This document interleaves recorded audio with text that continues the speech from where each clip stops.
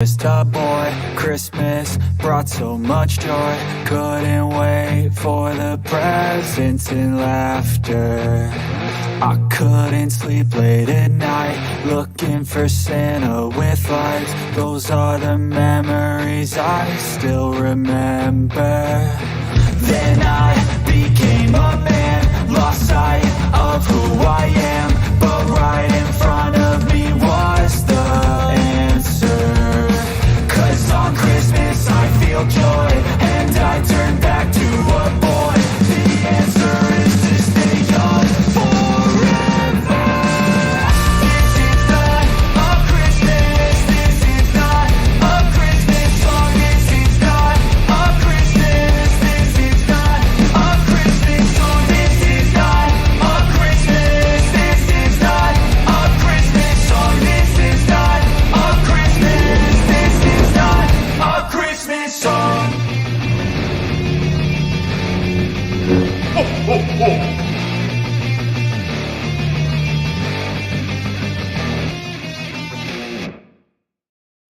Hello, Star Wars fans. Hey, you know, there are just 206 days until Christmas 2023, and we're on Writers' Strike Day number 32. We're getting ready to be joining that with a few other guilds, but in fact, I think we already have one that is in alignment, but the directors are getting ready to join that in about another month. So that's coming up. We've got a lot to talk about today. I think it's going to be a fun show, and I hope you guys enjoy it. Please do the social media things if you would. You know, let me see if the button works. Let's see. I'm going to try it. Let's see. Oh, I don't have the button. I don't have the button. Oh yeah, I do. There's a button. Ha ha! Hey, hit the button. Look, do socials if you would. Let other folks know we're out here, what we're doing, and we're having a fun discussion about Star Wars today. And I've got my friend Jason Ward from MakingStarWars.net. Not like that loser Mark Hamill who said MakingStarWars.com. I know, but I had to go buy it the minute he said that. Now, thank you, announcer Mark Hamill. I'm the only Star Wars show with Mark Hamill as his announcer. Like, this is real. That's right. You're amazing. No, and I jest, right? Like Mark Hamill's fantastic. You're amazing, bro. Well, there was another thing. He did a little short YouTube thing where they ask him questions off the internet. Yeah. And it was fun. It was a lot of fun. It was. Yeah. I saw a lot of it. I didn't get to see the whole thing. I had to take the kids to school, but I saw like the first half of it. It was pretty funny. Yeah, he's just a basic, nice guy. Nice guy. Hey, Dawn, 16 months of membership. Nice. Thank you so much for that. The grandkids are visiting. Yeah, I saw that. She very good. Thanks, Dawn. Hey, and we got a question right before the show started, and it's from the guy who's been Darth Malak, but now he's on here as Owlman. Right? He asked, "What's your favorite Legends EU book?" Right? What's your favorite Legends book and why? Well, for me, it would have to be the Heir to the Empire series by Timothy Zahn, only because of where I was in my life at the time, and how long it stood as my headcanon space for the sequels. So that would be it for me. And then, to be honest, I didn't read a whole lot of what is now Legends content back in the day, because George basically said it's not real Star Wars. So, So I was like, well, it's not real Star Wars. I'm not going to read it. Plus, I don't read a lot anyway, or it didn't. So, so there's that too. How about you, Jason? Yeah, it's a hard one. I mean, like, looking back on it for fun, it would be Shadows of the Empire. And then, I'm not trolling you, but I really like James Luceno, and I really like the Darth Plagueis book. Why? Because I could look at it and say, you know what? Darth Plagueis is intrinsically linked to Palpatine. That's his heir. That's his lineage, and you can't tell the story of Plagueis without telling the story of Palpatine. And if I just pretend that it's called Palpatine, then I still like the book. Okay. And I do harsh on that book a lot, but I don't hate it as much as I let on. You're still talking about it. I just have fun. trolling because of the whole bait and switch nonsense that a lot of fans Tactic, fan holler all the tactic time. for content, Yeah. So content I'm like, farm. well, I could Mill. do that too. I'm gonna Mhm. yell bait and switch too, and it's on your Oh, but guys' yeah, favorite book. no, How you're about doing that? you're doing it wrong. You're doing it on hotbed issues, not like books that came out like 8 No, or 9 years ago now. I We'll talk after the show. You need a refresher, not a toilet in Star Wars. I mean, like a refresher on Matt how to. Risman. Yeah. Matt Risman, I love that guy. And he's this morning I made up here, let me bring it up. Like Jerry Seinfeld, right? Jerry Seinfeld, he has a nemesis, right? You know Jerry Newman, Seinfeld's nemesis. Yeah, yeah. Newman, right? So I went Rissman. out I went out and it made the here it is. I got to open it in the browser and then I got to share it. And I got to do all the things. Hold on. I wasn't. Yeah, I made a Risman, and You made so a right. Risman. His name is just Riss, but Like, he's a superhero as well. He's Rissman, well, it's actually a Newman, supervillain. right? Supervillain for Santa. And Santa versus Rissmen. by the way, Bespin Bulletin, who is in the chat, he now has a Patreon, Yeah. and real fans, real Star Wars fans, Mm-hmm. support Bespin Bulletin on Patreon because Do it. just because. Yeah. Do it. There we go. Oh, there we go. Yeah. There we go. And Bespin Bulletin is the Costanza of the Star Wars fandom as well. So we got a Costanza, we got a Jerry over here, we got a Newman over there. Yeah, yeah. We Now did we pretty just good. need well, I don't know who would be Kramer, right? Oh, that's got to be Rob. Rob is our Kramer. That makes sense. Oh yeah, no, you need an outline. You need an outline. Yeah, that's Rob. It's Rob. Mhm. Clearly. So there we go. We've got all The angriest Kramer of all time. yeah, he's fantastic. So there's a lot of topics to talk about, and the one I put as the thumbnail, we'll get to eventually. But it says, "Does Star Wars have a Jedi problem?"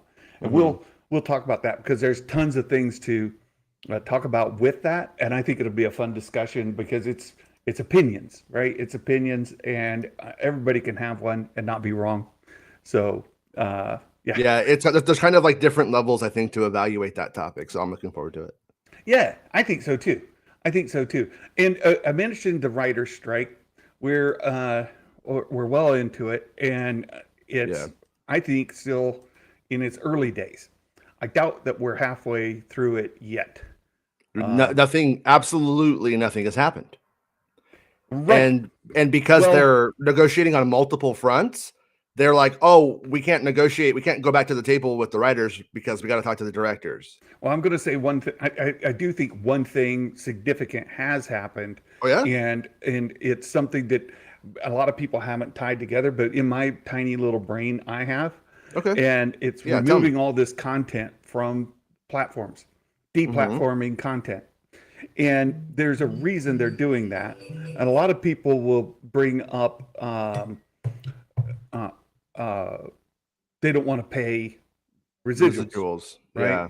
They don't want to pay residuals, which is a big part of that, right? So if they're getting views, they're getting hours from that content that they have to pay out, which I'm not sure how those contracts are all written around streaming content anyway. Isn't that part of the whole debate? Is how do we People like Seth Rogen don't even know if they're actually being paid for the views that they get on the stuff that they do put out. Because exactly? the transparent, it's a really broken system. Just It really totally. is. It really is. There's a huge firewall there nobody can see behind. And that's Seth Rogen. That's not just like somebody who got their first show picked up on Netflix. You know what I mean? For out of film school or something. Yeah, It's yeah, exactly. So so that's part of it. But the other is, and I saw somebody bring this up in one of the articles I was reading about it. All these companies set up subsidiary companies, which they do for bookkeeping. There's general ledgers, things like that. So, for example, I worked for a very large financial institution, one of the largest in the world, and they had their company-owned buildings. Like, they bought the property, they built it, it was theirs. They pay the electric, they pay the utilities, the housekeeping, the everything, right? Yeah. Yet, me as an employee of that company, my cost center, my group was a subsidiary company underneath, layers and layers. And for me to sit in a cubicle in that giant building, they had to pay every month. So it was a couple $100 for just my little cubicle a month that they had to pay. Santa cost. It's all, we called it all blue money, right? We call it Christmas bucks around here. Go ahead. Go on. So it was just a way that for the general ledger that they could write things off and write things down and all of that and account for. It's basically cheating, but it's legal. Legal cheating. Well, they're accounting for how the space is being used and so on. Right? And cheating the American taxpayers. That's what I call it in my heart. But yeah, because I'm smart. Still cheating. Hey, I had no problems with it, but I understand what they're doing, right? The general ledger.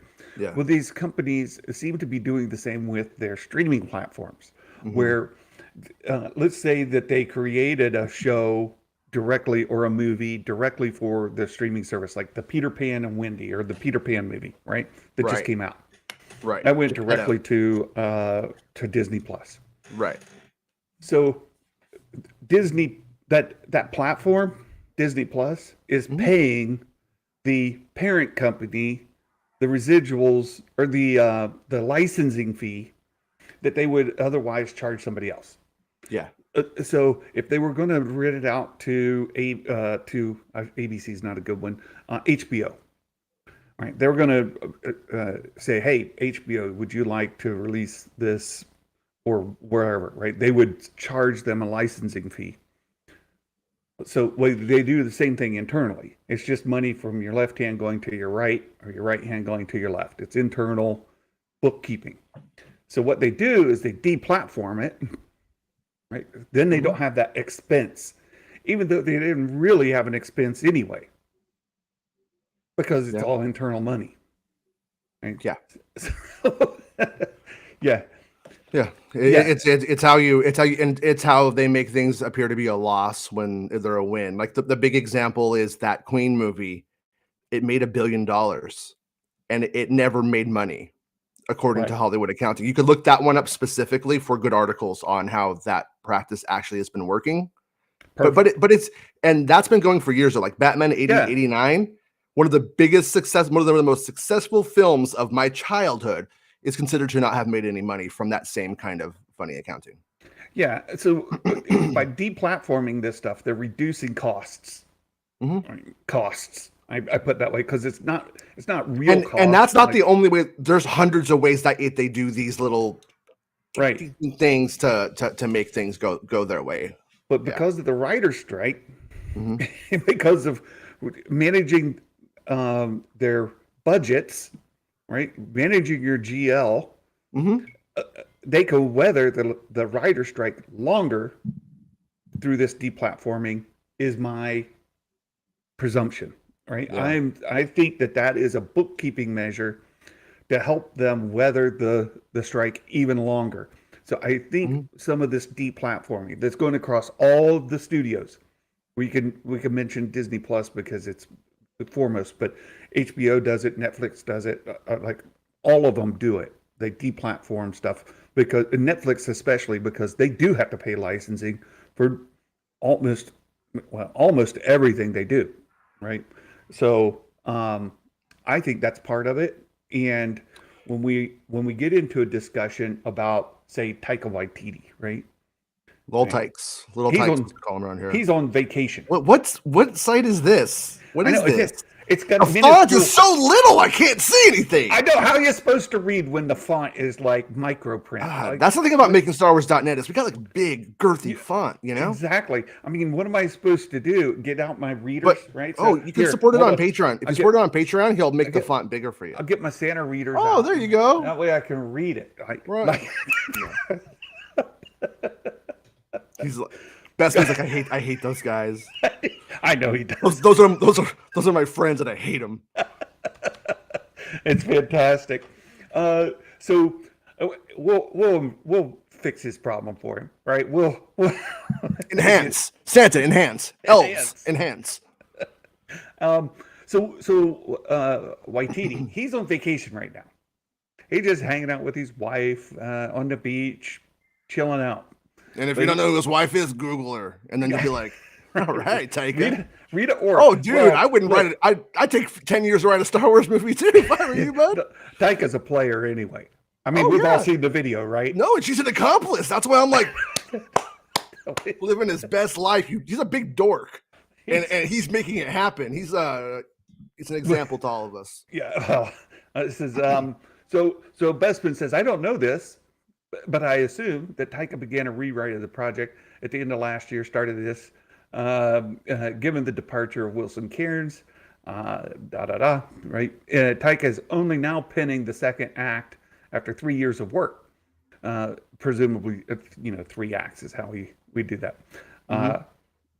Bespin, I know people who know his wife.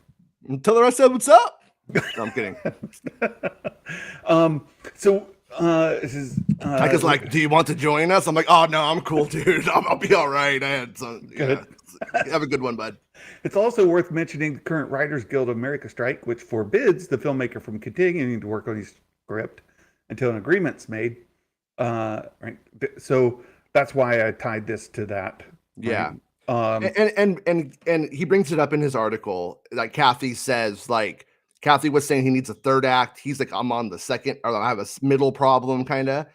I think what we could, if we put these things together like a little Lego set, what we got is something in the second act isn't letting the third act sort of exponentially boom and give it a good like ending probably. So I think he's tinkering with structure, and this like delay though, because he's not allowed to sit down and write at a keyboard. He can't write anything down. Right. But he can sit there and in his pool on his little raft and go, I got a good idea. You know what I mean? And then it'll stick. And then all he has to do is call up his buddy and go, here's my idea, and then they don't lose it, that right. kind of thing. Exactly. Not that his buddy writes it down, but maybe. But they, just, recorded on a thing. So right. So he says he's due to the WGA strike, he's got a little vacation. He gets to spend time with his wife. And for the most part, he gets to take some holidays and follow her around. Be a toy boy to that too, but tour boy. Those were his words. He's like I laughed when I read that because he knows guys, and he knows guys are going to be like, oh man, follow your wife around, and then he's like, yeah, say it, and then people will Google her and they'll be like, that's my wife, and they'll be like, oh yeah, cool, makes sense to me. It makes sense to me. Mm-hmm. Look, he like you said, he's living his best life. Oh yeah, he is. He's living the world's best life right now. He's doing fine. He's doing fine. The Star Wars movie will happen when it's good and well baked. However long that takes. So Bespin said it is worth mentioning that the WGA members are upset about his vacation comment. Right? He's are not they been on the picket line? Yeah, like others, like there have been other directors who actually go out and join him on the picket line, right? Mm-hmm. He's touring with his wife. He's living the best life. He's doing well. I'm gonna drop the ball on this one, but the leader of the Motion Picture Association, who they are negotiating with, that the writers, directors, and Screen Actors Guild are negotiating with, that person used to be the person who handled the health benefits for all of those guilds. Oh. And a lot of people weren't happy with it. And then she becomes the leader, the person negotiating against them now. So I think there's going to be a little bit of animosity there under the surface that you might not see written about. But if you want to just talk about the psychology of it, this person was supposed to be your advocate. And then you look back and you're like, wow, I have to make $40,000. If I make $39.9 thousand, I don't get health benefits if I'm pregnant. Oh, this is the person who did that. That was the person that got you that. and now they're negotiating. Now she's negotiating against you. So I think that little bit of animosity as well is going to fuel. I mean, maybe cooler heads will prevail, but you know, I think she made them mad. I talked to a couple of people about it. I'm like, is that really a thing? And they said it's definitely a thing. It's definitely we don't like you kind of well, thing. As you mentioned, nothing's really happening on the front. Nope. As far as like resolving things, I think the only thing that is happening is that they're deplatforming to work the bookkeeping side of it. And the studios have been prepared for this for some time. They're not feeling the pain yet, which is why it's going to take a long time for this to play out. And I think 35 days is just a drop in the bucket. I'm a doom and gloom person on this one. Like I think this thing goes like, and I want to be wrong. Like I really, for like my own selfish reasons, and so that way everybody gets what they want. But I think it's gonna go like I see it going a year. I don't see there being a Star Wars movie in 2025 right now. Like if in Back to the Future. So in Back to the Future, if we were to time travel to 2017 right now, we would. 2027 right now. It would be the future extrapolated on from this moment in time, from our pinpoint. That's how that time travel works there, right? So if we did that, the strike would still be on. There would be no Hollywood. It would all have collapsed, and it would be like Biff, runs Hollywood now, and there's nothing. And so there's been absolutely zero to say anything is going to change. And because, like I said, because they're negotiating on multiple fronts, the negotiators can't do it all three at the same time. That's the other side of this. Yeah. And so it's they haven't even had a round two with the writers, and we're like, what are we on? What day are we on right now? 30. Hold on a second. I think it's 35. 35. So yeah, so 32, we're all 32. So we're gonna be like a month and a half of strike days pretty soon without them even having spoken again. Yeah. Well, and we have a friend on Discord who said that the actors voted to join the writers on their strike. The directors 2 days ago put out a statement that is, by all, if there were countries, it would be the declaration of war. It's on. They are on a united front with the directors and the writers and SAG, and they all have those like shared issues. So like the question I've had, and I still don't have, I've asked people, I haven't got a clear answer. I don't think anybody knows, but to what degree can they collectively bargain? Because if they do, that could expedite the process. Otherwise, it's going to take a really, really long time because you really can't move forward without all three of those issues being dealt with. Exactly. So the writers are officially on strike. The actors said, hey, we voted to join in the... I don't know that they're officially on strike, but I know they voted to support it in whatever that is. And then the directors are going to, in a month, basically, in about a month, the directors are going to join officially in the strike. So no writers, no actors, no directors. Eventually, the bookkeeping can only keep you afloat so long, and then something's got to move. Right. But I agree with you that I think it's a drop in the bucket, and it's why I started this count with a 0 on the front. Right? So I was like, I know this is going to go 3 digits. Yeah, and if it ends tomorrow, and then I'm completely wrong, like I'm happy to be like clear. I'm not going like, oh, it's going to be this, and I'm Jason, I know everything, because nobody knows. Actually, is the whole thing. Like there could be some backroom conversation that goes on today, and it just solves the whole thing between everybody. It's unlikely though. It's highly unlikely. Right. Did you see the article on bestmanbulletin.com about Production Weekly saying Mando's going to be moved to November? I do. I have that up as well. So there's 2 articles here, 2 more articles from Bestman that I wanted to cover. Okay. The first was the writers. As we're talking about writers. It's not my show, man. I'm sorry. Okay. Oh no, you're good. You did well. Which is your most anticipated? Given the 2, right? You get 2 options, A or B, whichever. Are you looking forward to The Flash more? Or are you looking forward to Indiana Jones more? Which of those are you most? Me, I'm an Indiana Jones guy. Yeah, me too. I mean, like when I'm looking forward to The Flash a lot. I mean, like the summer of '89. Yeah. Like honestly, Indiana Jones was the most anticipated movie of when I was about to turn. I think I was about to turn 10, and I'm like Indiana Jones, but Batman ruled the year at the same time. So it's like those were my like two things. So I'm getting to relive that. But by the way, last night I took the kids to see the Spider-Verse 2. Yeah. And I gotta say, that might be the best superhero film ever made. It is, that script is tight.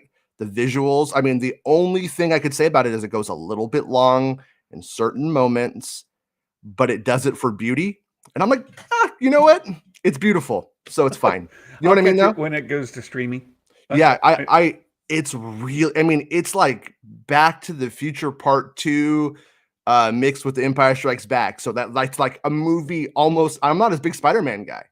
Right. So I think it's the best Spider-Man movie ever made, like by far. Wow. For me, by far, that was I the liked best the Spider-Man first movie. Spider-Verse movie. I did watch it, and I enjoyed it. I watched it on streaming. I'll watch this one on streaming. I liked it too, but I was just like pleasantly surprised on that one. I wasn't like, oh my God, this is, you guys, Santa, you got to see it. I wasn't like that about it, Right. But I was like pleasantly surprised. And then yesterday I was left at the end of the screening, everybody clapped. And you know, you don't see that at movies. Usually people are like, I gotta go pee. That's what people do. Yeah, I gotta pee. Bye. Yeah. So, but Flash looks cool too. I think all three are of interest, right? There's two that I will go see in theaters, and that's Indiana Jones and The Flash. That's why those are the only two I'll actually go to a theater to see, or that I'm at least now planning to go see. Yeah. And of those, Indiana Jones is the one I'm most excited about. Same. But all three of them look to be great movies. So Bestman also gave us this article about the writers for Skeleton Crew, and he's pimping his Patreon, right? But that's great. You should support him on Patreon. That it's easy. It's only $3 a month. He has one tier, only one tier, no benefits, no specials. It's just, if you like reading the site, you think it's worth giving $3 for a month's worth of content, which it completely is. I suggest doing it. Nerd Mafia is paying me to go see Spider-Verse. Nice. That's fantastic. That's so nice. Look at that. Now you got to go. Now I have to. You will, no, seriously, you will have a good time. It's so good, dude. He flat out paid me to go see it. I got to go see it. So there you go. Thank you for that, Nerd Mafia. Great friend. Good guy. Not like that Matt Rizzo. Oh, guy. Nerd Mafia. I didn't see it. I want to, but no money. No, I'm kidding. That was nice, Nerd Mafia. Thank you for sending him. I think he's gonna love it. That's great. Yeah, thank you. So Bestman told us who the writers that are credited for. Yeah. He goes. There he goes. Says it's not just to support the site. It's not really making money, and every little genuinely helps. So there you go. It costs us a lot of money to run our sites, by the way. Like, it's not, like the traffic and stuff makes it where when you go to renew your site, they're like, oh no, your site gets traffic. It's not $19.99 a month now. That's how the world works. I see. So, they shake it down. Capitalism at its finest. I love it. I love it. So Jason and I had a thing yesterday. I got him all riled up. So hey, I had thoughts. You did. So the writers are listed. It says the page confirms Watts and Ford. It did 6 of the 8 episodes. The first 4 and the last 2. Right. And then the other episodes are penned by Myung Jo Wesner, which I've never heard of her before, and he did the homework for us. It said she did Career Opportunities in Murder and Mayhem. She did the 7th episode of the 10, and a shark thriller named The Devil's Mouth. All right, that's that. So I have I'm of two minds because I don't know much about her. Looking at her career and her website, you could look up her personal website and the stuff that she says on there that she has and stuff like that. I think it comes 2 ways. Either she's comes through the John Watts side of things, to that camp, or she may be a Lucasfilm story person. a story group person. There's a lot of people in the story group that we don't ever hear about. There's academics, and when I was looking at her like career, I got sort of the impression that it was rooted in academics at one point. Oh. And then so I'm kind of, yeah, I don't know that for certain, but when I was looking at it, it looks like she's on a lot of writers' workshops and stuff like that. So this is somebody who's like basically a professor of writing, either way you cut it, who's teaching writers how to write. And then as I was looking at it, I'm like, I was trying to look for an angle on it, and she's a big sci-fi person, a lot of sci-fi stuff, but also with the academic angle, I'm kind of wondering if it maybe the angle was that she's writing about children and how to deal with, like, for instance, in children. And that's something that in Star Wars that goes underrepresented. Like Lucas himself consulted with child psychologist, like, about Empire Strikes Back. I can't remember the guy's name, but there was like a really big one at the time. And he was like, what's this going to do to like kids, you know? And then the guy's like, yeah, but you could go further here. And he was like, really? He's like, yeah, you can do that. And that's why whenever you hear the thing that Mark Hamill's performance was based off of children who find out they're adopted. I don't know if you've ever heard that, but that's the no, that's impossible. All of that comes out of that. So I'm kind of think that might have been where they were at with it, but that's just kind of speculation right now. Interesting. Yeah. Very, very interesting. We'll see when it comes out. Yeah. Yeah. So I don't know that it sounds like she's got the experience that gets fans excited, but she should be competent, right? If she's teaching writers how to write. This is like the kind of person that would write on Game of Thrones and everybody be like, this is so good. I mean, it's like, it's just like once again, fans want rock stars, and then we get rock stars, and then they're not available because they're out in the Catskills, which is where she's from, with their hot rock star wife, and we don't see the movie for 10 years. Yes. So yeah, and then Bespin lists the directors as well, right? Watson, Ford, Watts and the Daniels, and we had heard that before. The Daniels, Everything Everywhere All at Once, were directing an episode. And David Lowery from Peter Pan and Wendy, Jake Schreier from Beef, and they got confirmation. Beef was great. Did you watch Beef by any chance? No. If you're bored it's on Netflix. It's like probably, I don't want to say probably 4 hours long, maybe in total. I want to say. No, it's not. It's not a movie though. But what's weird is it's a series. It's like in episodes, but it's also like treated as a film. I don't know if there's 2 cuts of it or whatever, but it's just like this couple. A guy and a girl, and they have basically a road rage incident, and then it spirals to like, I'm gonna get you, and like go into each other's lives and stuff. And then it's a fun little like little story. And so I'm happy to see that person is gonna get to make something in Star Wars, because I think it's a talented filmmaker. I got a question for Nerd Mafia. And this is completely off topic. It's a bit of a personal question, because I know you were up for a job. Did you get it? Do you have the new job? Are you in the new job? Are you still the old job? What's the deal with the job? You can DM me on Discord if you don't want to do it in the chat here. But I saw this chain to the help desk and wondering, it reminded me about the job opportunity that you had. So that's completely a personal comment to Nerd Mafia. Just wanted to touch base on that. He also, Bespin here lists some of the actors. So again, this is all kind of in the can. This will not be affected by the writer's strike. We can expect Ahsoka and Skeleton Crew to release, but then it might get to be a bit of a lag before we see anything else, right? Yeah, that's a conversation that Bespin and I have in our Fortnite adventures. But he had a good idea that I think really may end up being our future. See, Bespin's kind of a dummy, but every now and then he's really smart. And this one, he was really smart. No, because I'm like, I think they need to spread the content around on the trajectory that we're on. We still don't have a release date for Ahsoka, which is super weird, by the way. Well, I mean, we have the unofficial one, right? Because they it's not a release date. That's just like a kind of a month. Right. Didn't they put like August 30th or August No, 31st or something like no. Well, that? that came up on a poster on the poster site for Disney Movie Rewards, and then they removed it.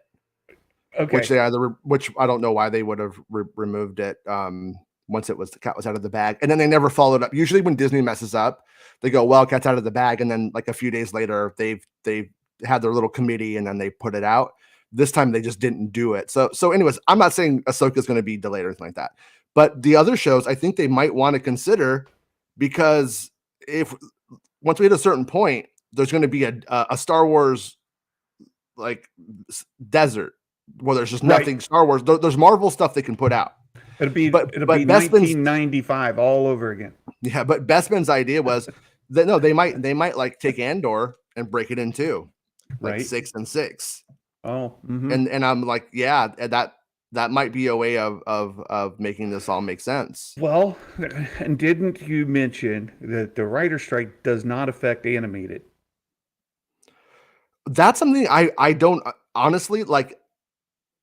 It's really confusing. Like it turns out Star Wars Rebels was done not according to any of the negotiations of the writers and stuff like that. They didn't follow anything. They just like did it all on their own in their own way and hired people and were kind of crappy to the writers, honestly, from what the writers are saying. It wasn't good. What they would do to the writers is they would be like, well, let's have a meeting. We're going to pay you for the meeting, right? And there would be these huge problems in like the script. They're like, well, go home and figure it out, but they don't pay you for that figure out the problem stuff. Right. So basically the work that was supposed to be done in office was never done, which means those people are staying up an extra 3 hours cracking things that Disney should have been paying for. And there's always a chance that was a carryover from old Lucasfilm, by the way, because old Lucasfilm kind of just did what it wanted and was outside of the guilds. Right. George quit the guilds and because they made Irvin Kershner pay $1 million and Lucas had to pay the $1 million for the opening crawl of Empire. So after that, he was kind of like he did his things his own way, for better or worse. And but anyways, but I'm under the impression that those shows are supposed to be handled that way. They just broke the rules. Oh, well, that was just my thought was they could drive forward on the animated side. So that it wouldn't actually work because of the time it takes to design everything and then write, design, and then animate. We would be well. I'm not saying move something from 2, but like Bad Batch season 3, right? You just keep that on the rails and try to get it out in that gap because it's an animated project that's already in the work. Perhaps like that Vision season 3, you could farm that out. You could do but the question is like a Vision season 3. Bestman Bulletin, I could be misremembering this, but I think he said it was at least 18 months out, which means those things haven't been written or are being written. And if somebody was to go and write for it, now you are never writing in the UK, you are never writing in the United States ever. Is that some of them won't care? Someone will be like, I don't care. I'm over here in Brazil. I'm never gonna go. I don't do ban me. I don't care. But some will care. Some might make an anime that will become an American film someday, and they may want to be a writer on that. That may be the dream, and they're gonna be like, I'm not writing. I'm not doing it. Gotcha. So it's complicated. It's really weird. So it would be the same if they went with Tales of the Jedi season 2 or and Tales that would be that would require like Filoni to story, which would be writing. So that's not going to happen. Yeah, I gotcha. Unless he's already done it, turned it all over, and but because sometimes animation stuff is done like really like his part, he may have been done with Tales of the Jedi 2 like 2 years ago. Right. It's possible. Yeah. So don't but also we need to be real about it. I love Tales of the Jedi. That's not going to float a Disney Plus subscription. No, it's not. To most fans or people. So. You brought this up, so it's worth bringing up, and we're kind of still in that wheelhouse about the desert that's coming, right? Yeah. There's going to be a gap. They've pushed back the start date a month or two. We had been hurting September, October anyway. Now they're saying November. So they're pushing back a month or two. That's just going to continue to push. We'd already talked about, and Bestman did a great job covering this as well. Support him on Patreon again. You know, Oh, or yesterday I got another hit on. They made a new Boba Fett costume. oh, They did. fantastic. So, but Boba's probably going to be in. I think Boba will be in Mando 4 unless there's another series. But I don't think there's another series. Also, because Okay, I asked again, I'm like, could this be for the other series? And they're just like, what other series? gotcha. So the people that were working on that don't know about another series that at least they're not telling me if they do, which they usually would tell me. So I think it's not. I think it's just Mando 4 is all we got. That's all we Yep. got, guys. That's it. Well, and so Bestman again, he did a fantastic reporting in this story here. Mhm. Um, that says, let's see if I can. It was first reported by Making Star Wars. That's you. That's me. In March. Thank you, Mr. Bestino. Yeah, that the Mandalorian season 4 was aiming to begin Hey, filming. if Bestman Bulls is my best friend, does that make him my bestie? All right, never mind. My bestie. Come on, bespies. Can we be bespies? Sorry. I can't help myself. I have too much coffee. Too much coffee today. It says beginning October, shortly thereafter. Right, the creator of the series, Jon Favreau, confirmed he had already written the fourth season, and early pre-production had begun. We had heard that as well, like costuming, early set building, blah blah blah. As Yeah. you just mentioned, a Boba Fett outfit being made, things like that. Right, pre-production. Yeah. Those things were being made, and I think you reported as well. Like, there's a Slave One, like they built a thing, right? Well, the Slave One thing was already built, but it was taken out of storage to be. I am probably saying this wrong, but just to refurbish what they have already built previously Yeah. for something else. Looking at the condition, and so like once again, we got a new Boba Fett costume. We got so yeah, the whole A thing. refreshed Slave One being used for a different project, right? Maybe now it's going to hold 20 people, and you know how it always changes how many people could fit in it. Who knows what it's doing? Right. So those scripts were written and finalized way ahead of the WGA strike. If filming were to start on The Mandalorian season 4, whilst you can tell they're whilst. Who says whilst?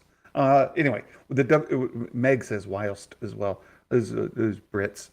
Anyway, was ongoing. Favreau, who's the showrunner, in addition to being a writer, would find himself in murky waters. Right? Anytime there's a rewrite or a change in dialogue, like, oh, this isn't quite flowing right. We need to change it. We need to change this and have them say this instead. Oh, that's writing. Oh, you're violating. Oh, you're in trouble. Nick is banning Bespin, so he can't comment on the I see. thing. I see. Okay. But yeah, and this article yesterday cracked me up because when Production Weekly, when that little blurb came out, I was like, hey, like we're not gonna like dig on this, right? Because I found it to be kind of stupid, just like logically, you know what I mean? Like, and I'm like, do we, you know what I mean? And I was like kind of like asking like his opinion, and thankfully he already had. So I was like, I had already sent a message like going, hey, what's up, to a friend, and that's why I was like, yeah. So you heard anything else about Boba Fett? That's all I had in my brain at that exact like moment, and then but there's just no way that he says is 100% what he believes, what I believe, and what he dug out of there is the truth. There is absolutely no. That is just somebody just threw a date at the wall.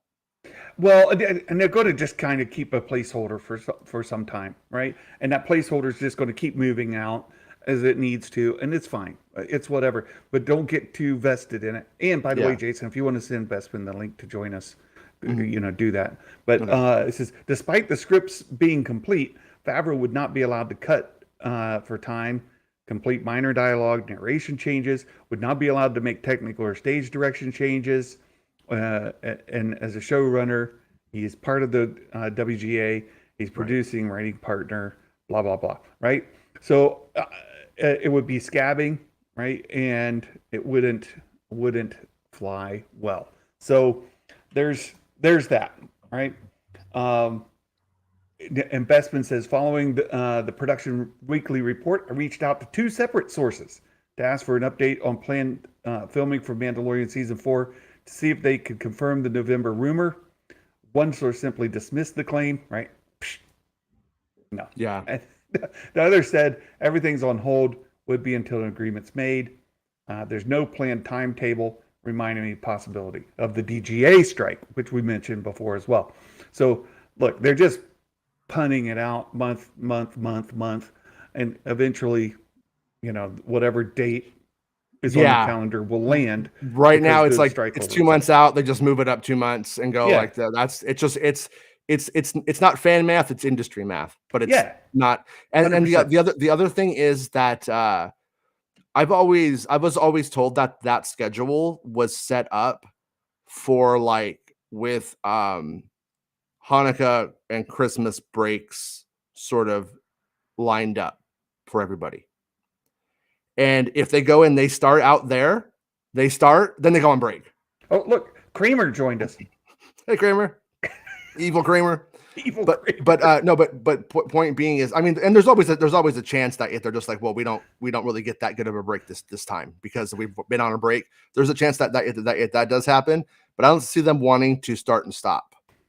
Right.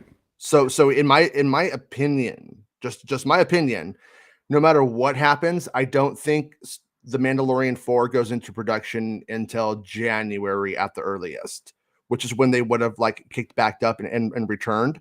So I'm gonna guess that they throw if it ends in a expedited manner by some chance, I'm gonna guess that they let people come in around November and late November and December, start doing the builds and stuff like that, and then get people some Christmas cash, some holiday money cash, Hanukkah cash. But again, it may go well beyond this December. Oh, I think it will. I think it will. Yeah. That's me going like, what is the best case? Like, what's the best case scenario of it filming?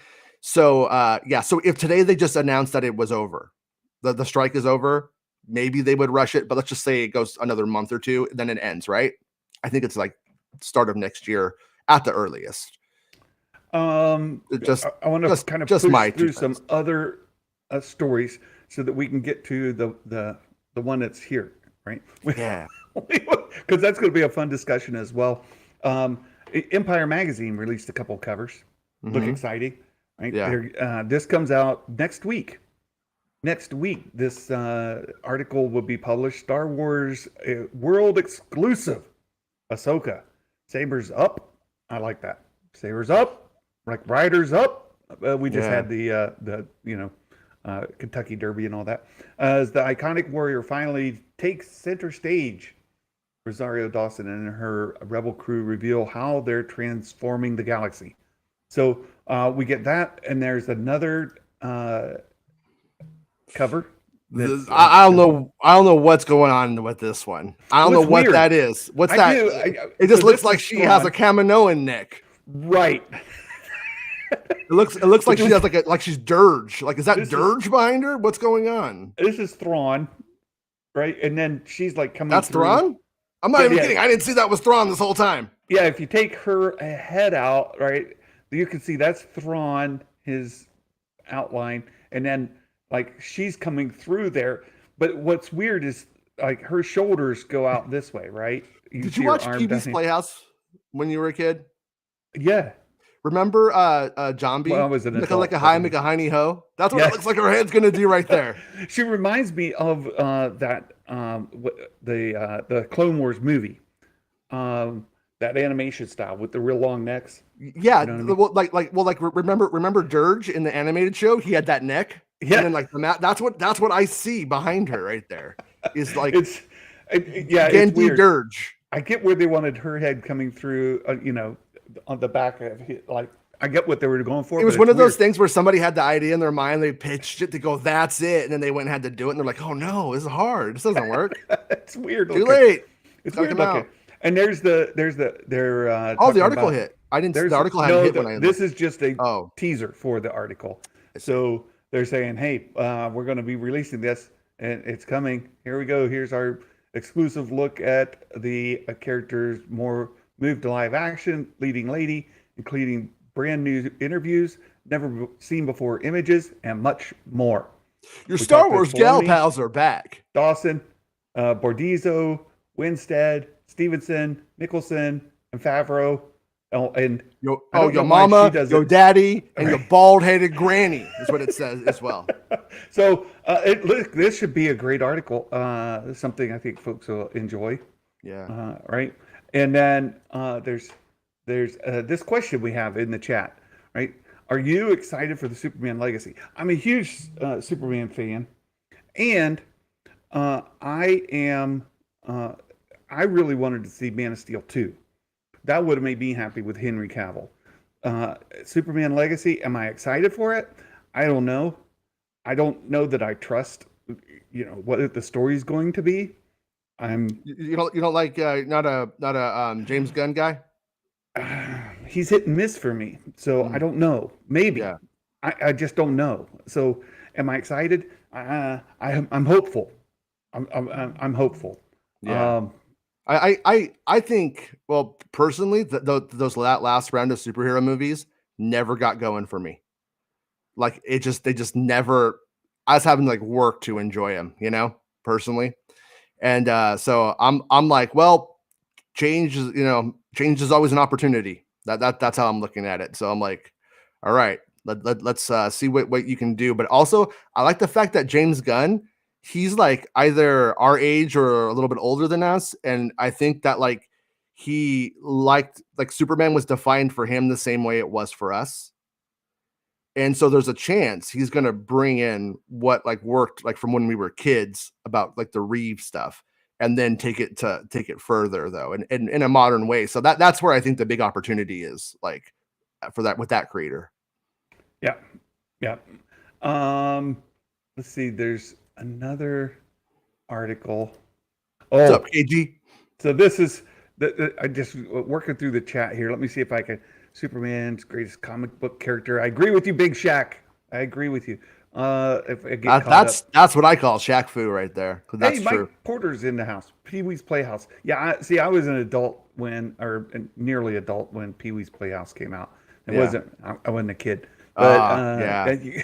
I loved it because I was a kid who knew all the bad words and what the stuff meant.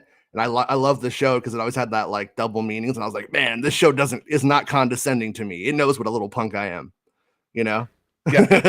So there's another article came out that I want to talk about. There's a couple of lines in here, and Meg covered it earlier today as well.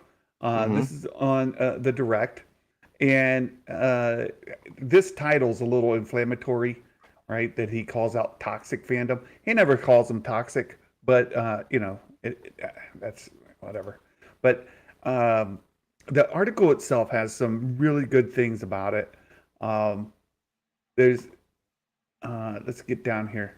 So speaking to Deadline, and/or head writer, producer Tony Gilroy addressed the toxicity. Again, this is the writer saying that. Gilroy didn't say it.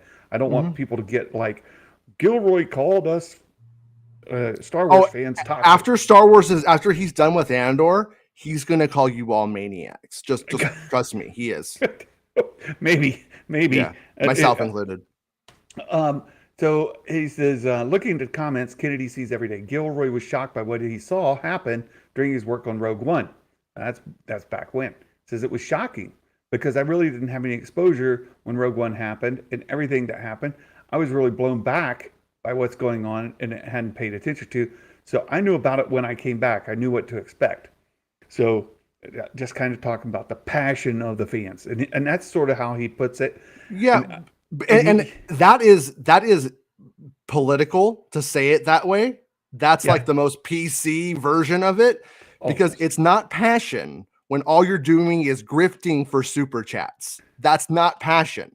That's completely just being a snake oil salesman, which most of the people that have any problem with any of that stuff are, because they're just not digging, not doing the research. They're coming up with a thesis, then doing thesis-driven research to make a point on. It's crooked. I hate them. I love the truth. whether it's good or not for me, you know? Well, yeah, I'm with you. I'm with you. Big Shack says, "Gun make Guardian of the Galaxy." This is my problem, Big Shack. I hate Guardians of the Galaxy. Worst movies ever. What? Like It doesn't make any sense right I, I hate them. I hate them with a burning passion. If they never existed, my life would be better. Well, I don't like them. I was watching Guardians 3 for the second time because I hate it too. And while I was watching it though, I was like, oh, this is what messed up Willow. Oh, They thought they could Willow because they thought they could Guardians of the Galaxy Willow. That's why they put the pop music in. That's why the humor went more like it's completely. And I was like, you guys are high if you thought John Kasdan and James Gunn are the same type of filmmaker. That's not a slight to Kasdan at all. Just you're not that guy, Kasdan. You're a different. Maybe the type. only thing worse than Guardians movies are Deadpool movies. Mm-hmm. That's me. You know what? You know what? I love Guardians, and the Deadpool jokes. I feel like they're at my level, so I don't respect it. It's fine. No, you know what I mean, though. I feel like these are jokes I could write, so I don't really like it that much. Like I have a particular taste. That's fine. That's why I don't criticize other people when they have tastes that are different than mine. Yeah. Like I understand.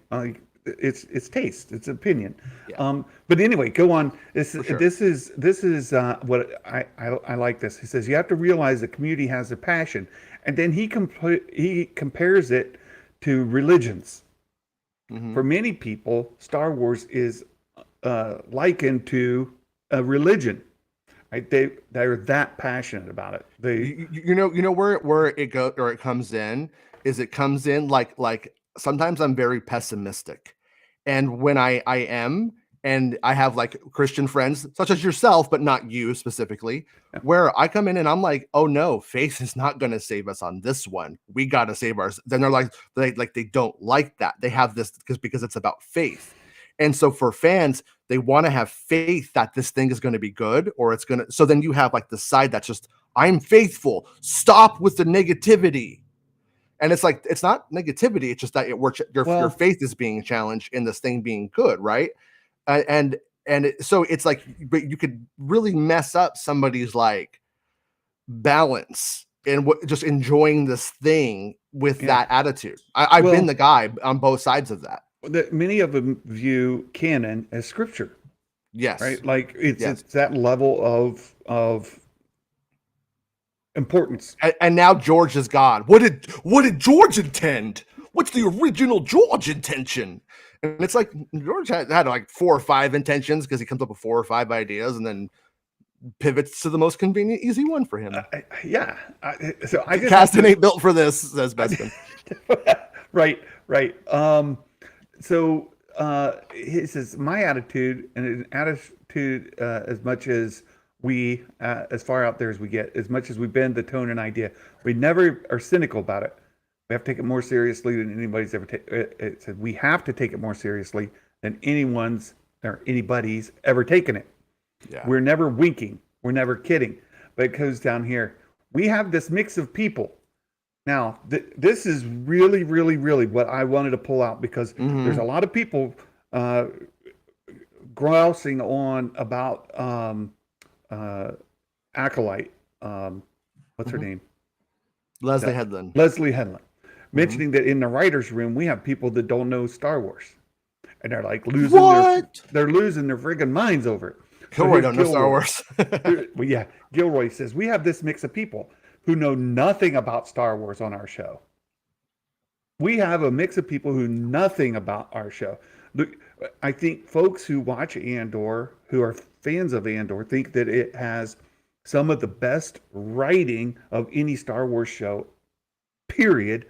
And there's plenty of people who don't like the bricks and screws. I get it. Whatever. Right?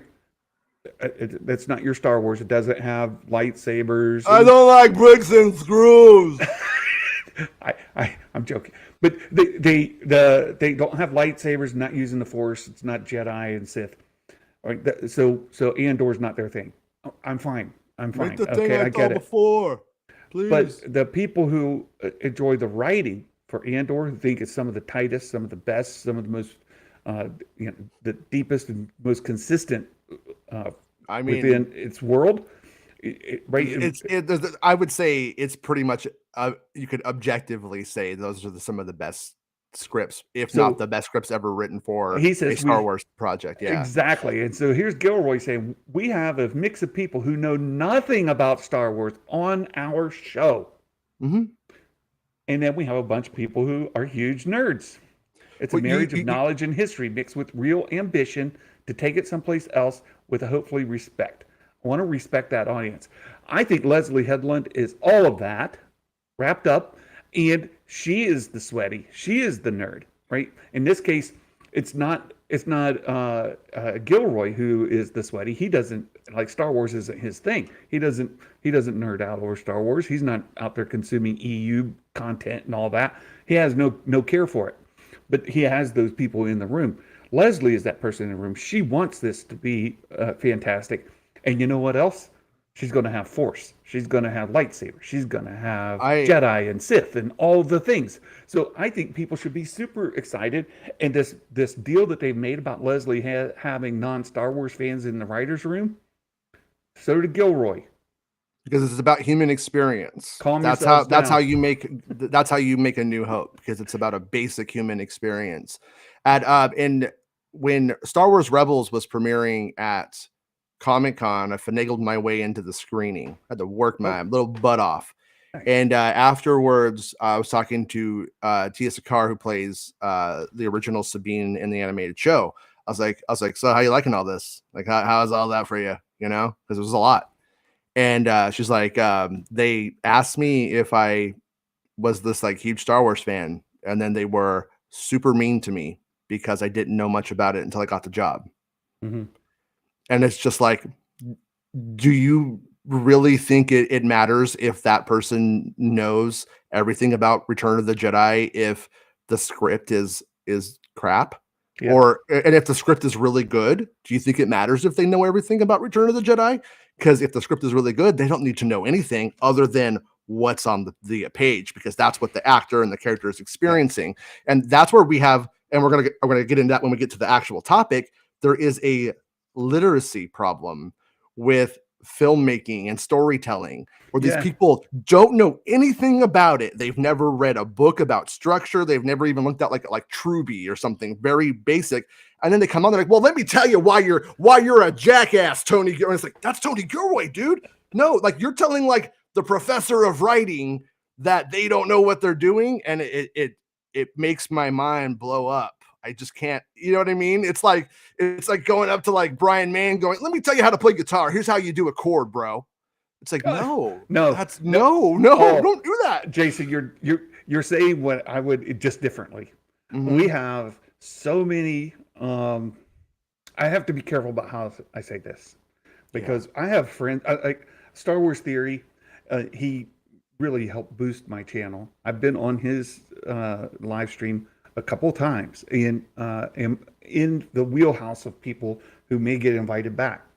And I have no dislike for him as a person. A lot of times I very much dislike what he says, but that's a difference of opinion, and that's fine. Sure. We can all do that. But this bricks and screws comment. Yeah, Naboo has no bricks. Well, none. No bricks. Not only that, but I went back to the original trilogy, and in the cockpit of the fighters, I think it's a TIE fighter specifically, you can see an instrument panel on there, and it uses the same exact screw heads that were in Andor. It's the exact same screw heads. And so, I know some folks have kind of said, well, they should have used something that looked more off-world or something like that. No, they're exactly the same. Not only that, but you can see when R2-D2 plugs into the port on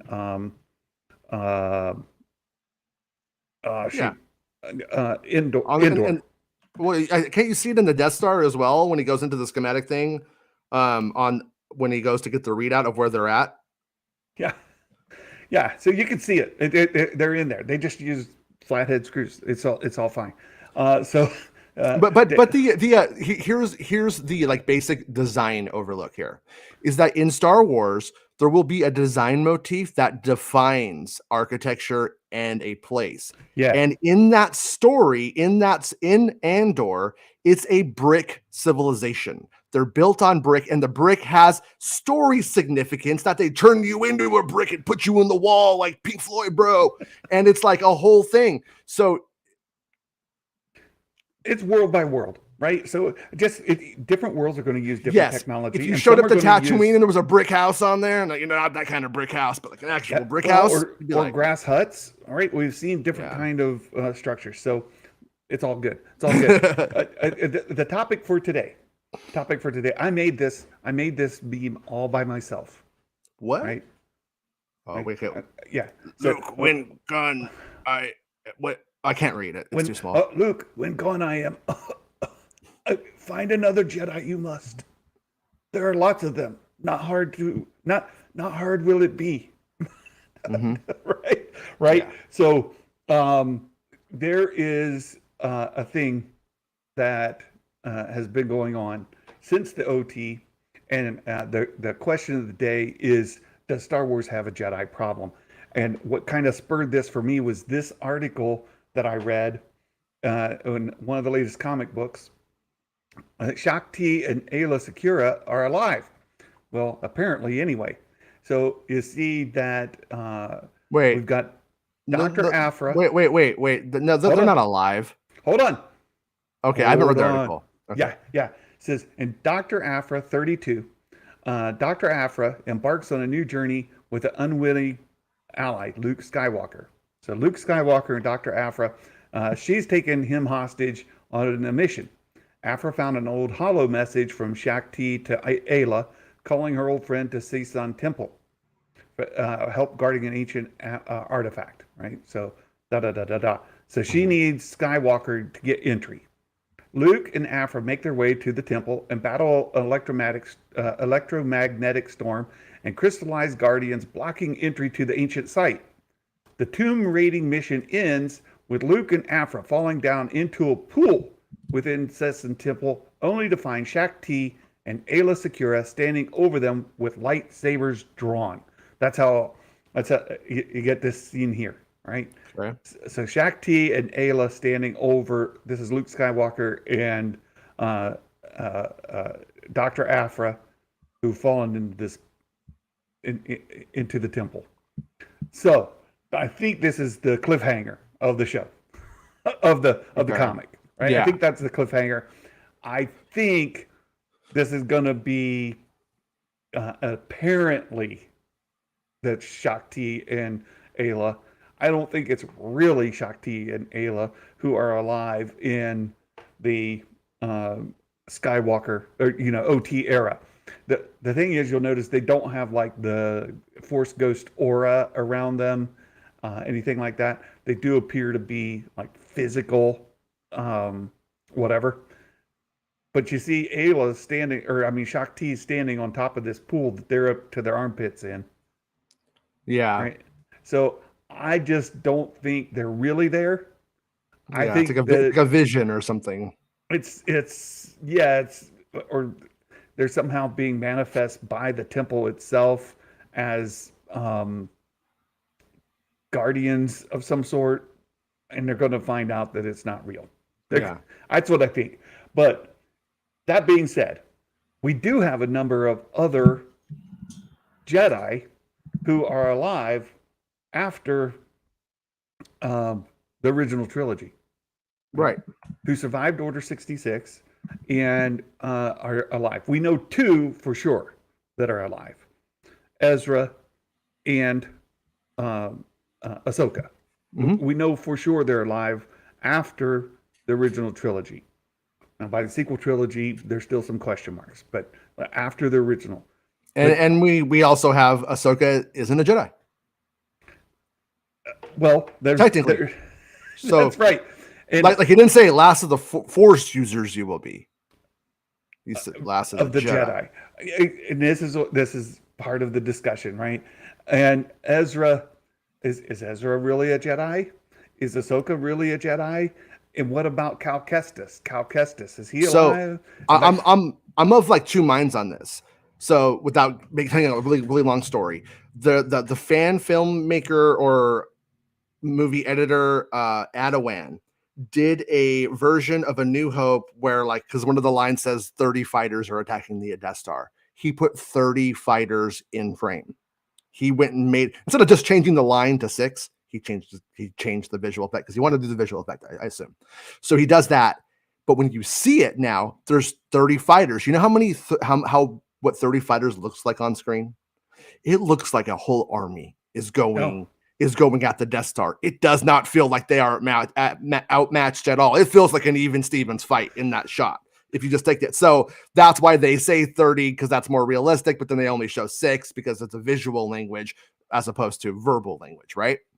So with Star Wars, if you have 10,000 Jedi during the Phantom Menace, if you want to just be realistic about it, is it safe to say that 100 didn't get shot in the back and have stories that go on past Revenge of the Sith to some extent?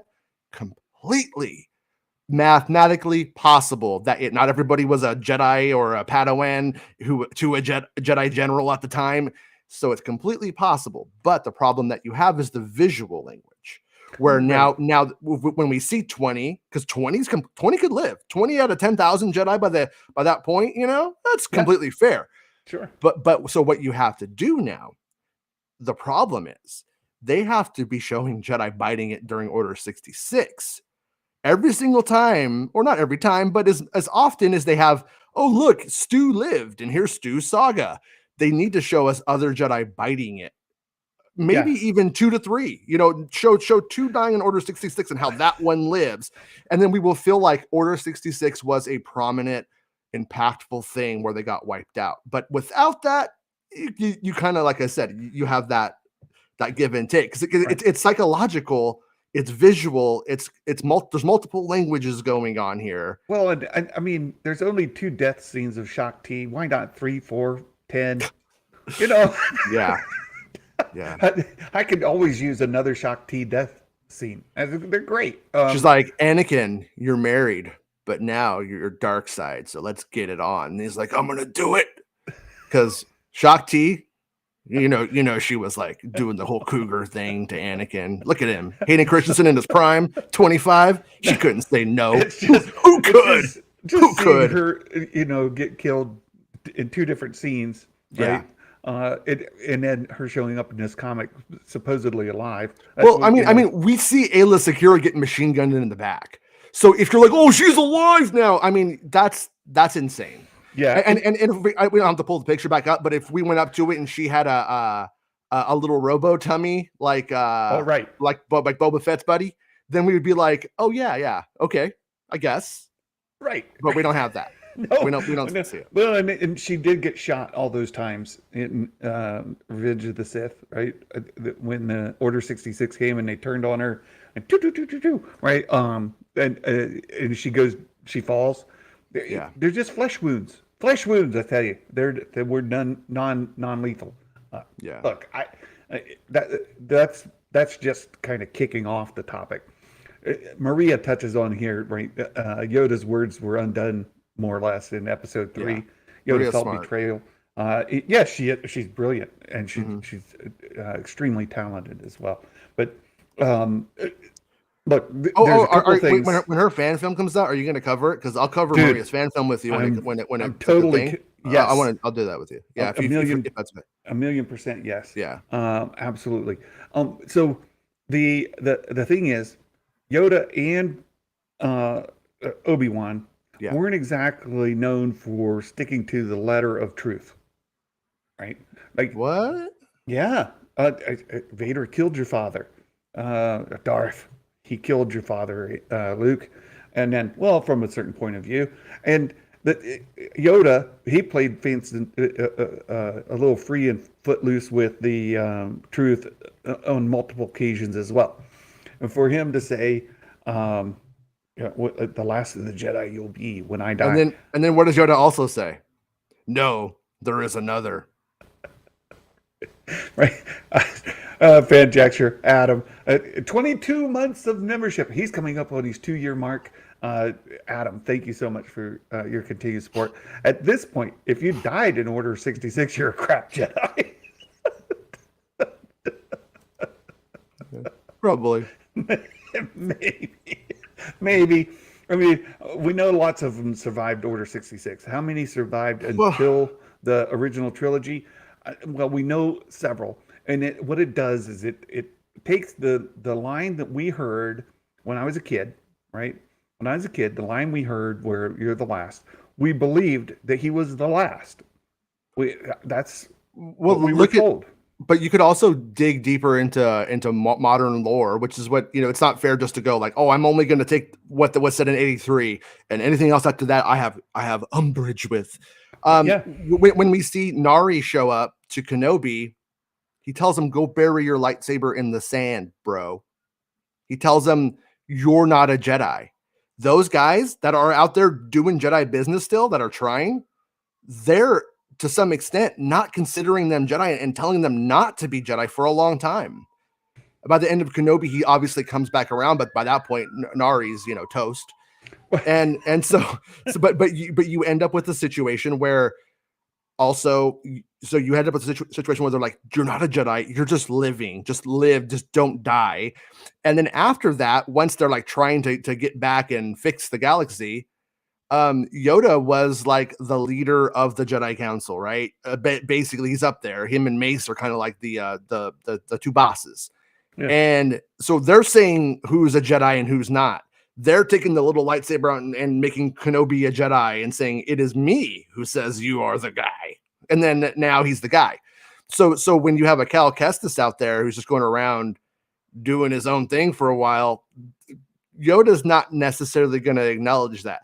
And wouldn't know to necessarily. Now, maybe if they had dinner and they told them all that things that happened and how Seer helped them out, and Seer said he's a Jedi and Seer was a Jedi, therefore, they'd be, oh, okay, well, I guess the second to last you are, That's what he would tell Luke, but that's not what, I mean, that's a silly conceit to expect Star Wars to deal with or do or even care, because it's romantic. It's romantic language also. Well, and I think Maria put it well too. Yoda may have believed that he was the last. He didn't know.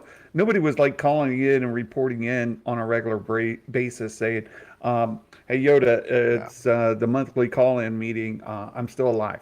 Mm-hmm. Hey, what happened to Joe? He was here last month. Oh, well, Joe's dead. Yeah, Marky Mark. He's an Inquisitor now. I got a better offer. No. So, I mean, he may have believed that at the time.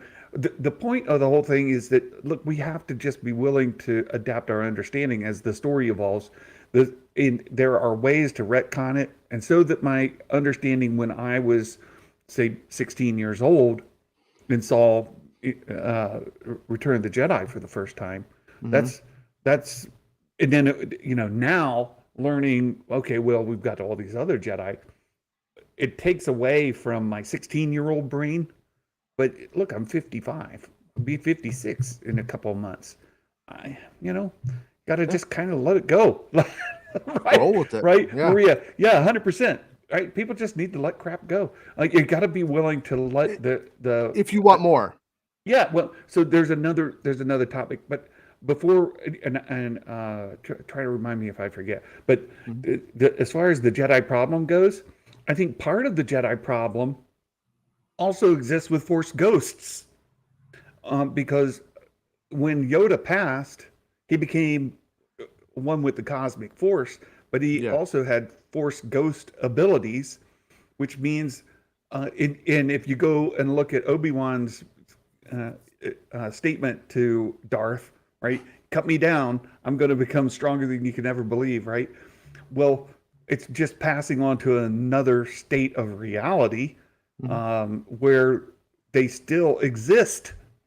And there's all kinds of problems and questions about why didn't they do this? Why didn't they do that? How come they appear to this person and not that person? What's going on? Like, there's so many issues. If you sit down and just start nitpicking things to death and start super analyzing things, it's going to make you crazy. It's going to make you crazy. And many of our fans in this space have done that. Well, people do that with like religion too. Yeah. Why isn't God giving me the sign? And like, you know what I'm saying though? Like, it's like why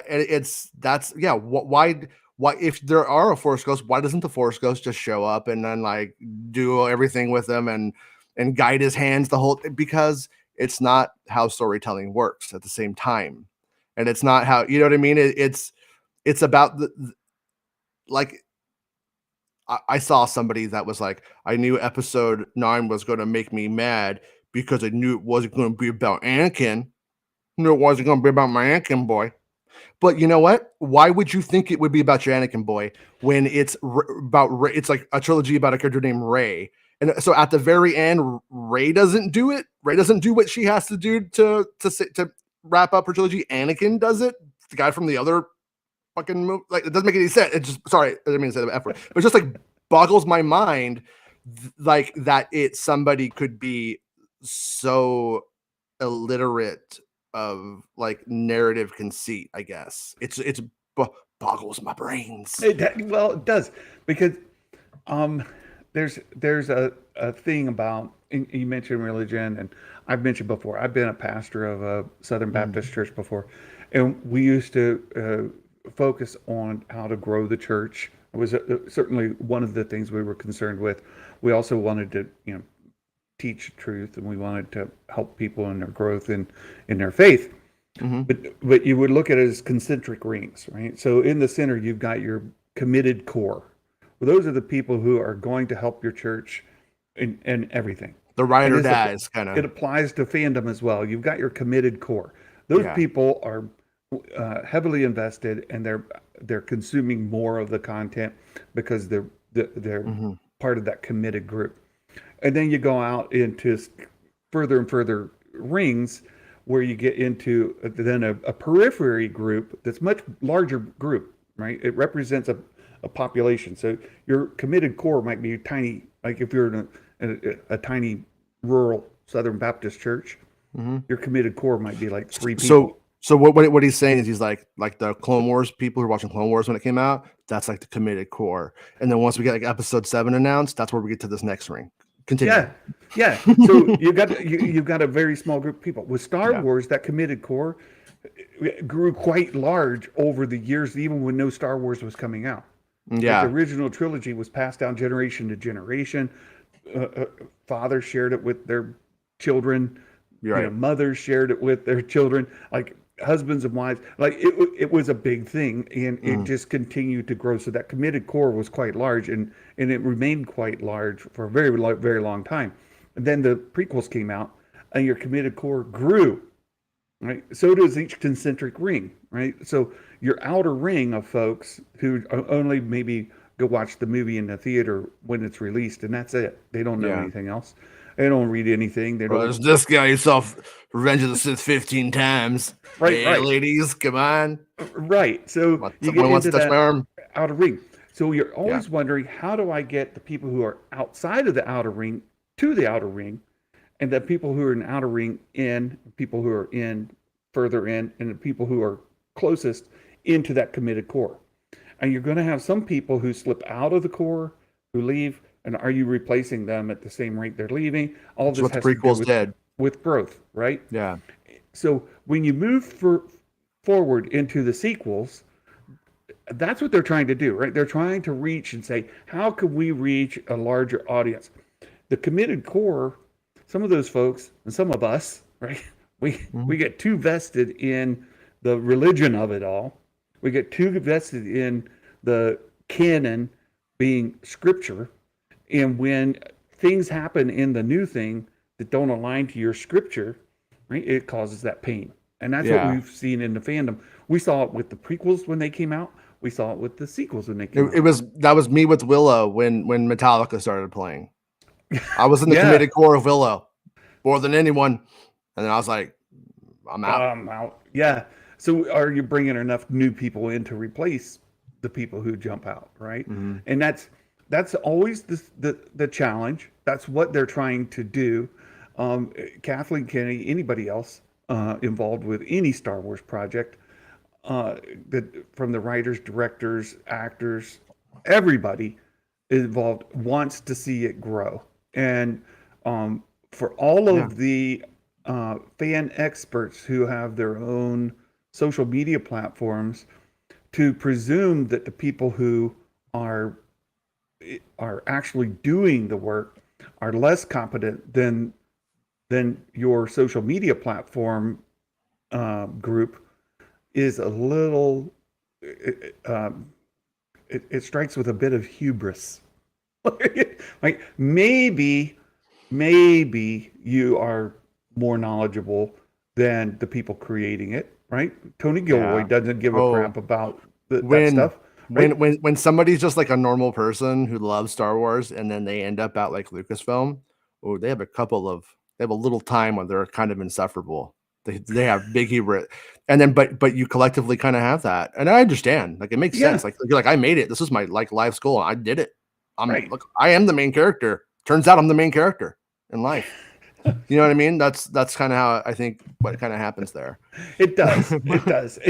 Um and Tony Gilroy, he wants folks like that on the team, but he also wants people who are just fantastic writers, right? Just Yeah. great writers.